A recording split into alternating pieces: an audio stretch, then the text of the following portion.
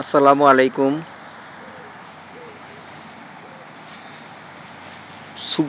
সুবা আল খায়ের, good morning, শুভ সকাল। বানজার্নো জাপানি ভাষা কি বলে ভুলে গেছি।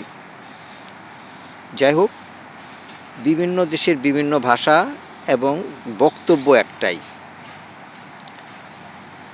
আমি আজকে কিছু বন্য পশুদের নিয়ে আলাপ করব। আপনারা সবাই শিয়াল চেনেন, বাদুড় চেনেন, কুত্তা চেনেন, বাঘ চেনেন, শিয়াল ইত্যাদি সব কিছুই আপনারা চিনেন। এখন একটা শিয়াল বহু চেষ্টা করেও ছাগলের সাথে মেলামেশা করার পরেও ছাগল হতে পারবে না বা শাক শিয়াল হতে পারে না। বাঘ সারা জীবন বাঘই থাকে, বানরেই থাকে। কিন্তু মানুষ ফিজিক্যালি বা বহির এটা বাংলায় কি বলবো, বাহির আবরণ মানুষের মতো থাকলে ভিতরে কুত্তা হয়ে যায়। এমন কুত্তা হয়ে যায় যে সে যে মানুষ ছিল সেটাও সে ভুলে যায়। যে আল্লাহ পাক প্রায় মানুষকে সতর্ক করেন যে আমি তোমাদেরকে এমন একটা পন্থায় নিয়ে যাব যে তোমরা কি ছিলা ওটা ভুলে যাবে।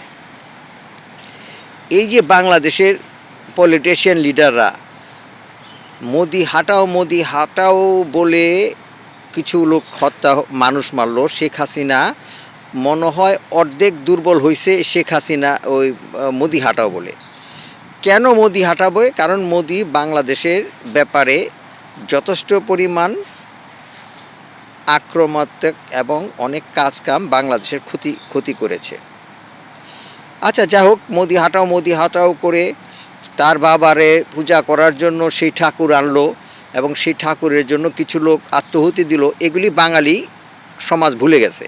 এই জন্য বাঙালি সমাজ কিছুটা বানরের রূপান্তর হয়েছে। দ্বিতীয় পর্যায়ে আসি। এই যে বাচ্চা ছেলেগুলি মারা গেল, এডাই মরে, বাকিগুলি সরে না। এই যে একটা প্রবাদ বাংলাদেশের ইতিহাসে সৃষ্টি করেছে, এটাও বাঙালি সমাজ ভুলে গেছে।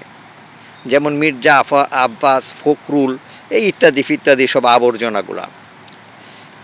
এখন যে কথাটা মুদ্রা কথা, যে এই যে ভারতের মুসলমান নিধনগুলি চোখে ওরা দেখতেছে, দেখার পরেও ওরা ওইটাকে সাপোর্ট করার জন্য ডক্টর মোহাম্মদ ইউনূসকে ওনারা ইলেকশনের জন্য প্রেশার দিচ্ছেন।